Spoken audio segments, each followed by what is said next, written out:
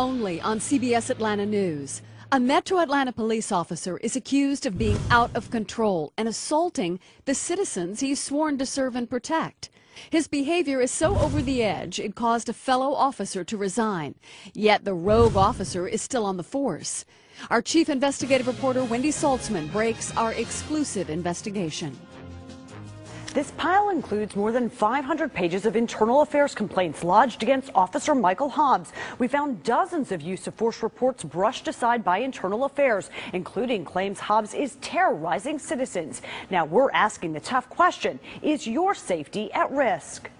My face was all beat up. My ribs were either broke or cracked. I had black and blue marks on my back of my legs that you could tell were just from a baton.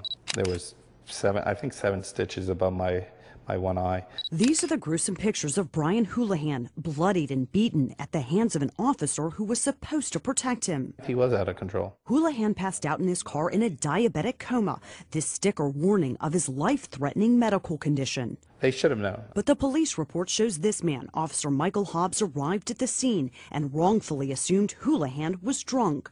Hobbs forced himself into the car and struck Houlihan twice with a closed fist to the face and a blunt elbow blow to his head. The next thing I remember was waking up in the ambulance. This was just one of 12 disturbing complaints filed against Hobbs in the last 5 years. He's basically being a thug and a terrorist.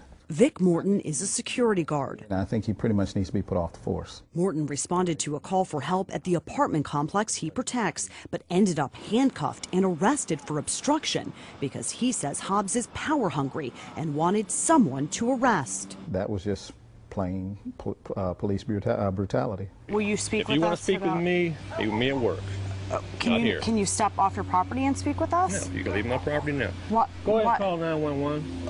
Why is it that you won't speak with us about these cases of abuse of power? When we tried to speak with Hobbs, he called the police. Will you tell me why you beat Mr. Houlihan up? Have a nice day. What about the other 8 complaints against you?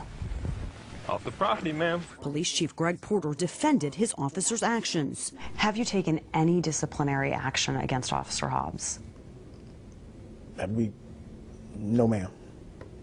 Not a single suspension. Has he ever been suspended for anything? No, ma'am. No discipline and not a single day suspension for an officer with 58 incidents of physical use of force in the last 5 years. That's nearly 20 times more than an average officer. Do you think an officer can be threatened by somebody who's in a diabetic coma and basically passed out? I wasn't there.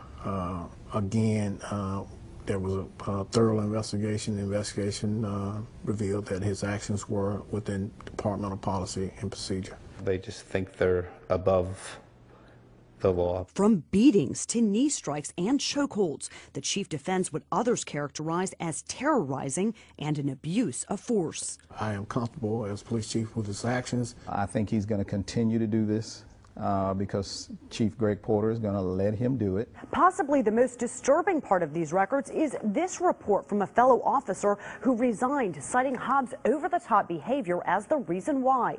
Clayton County's Internal Affairs Office has only sided with citizens in 1 out of every 15 claims against an officer, and they didn't substantiate a single complaint against Hobbs. I'm Wendy Saltzman, CBS Atlanta News.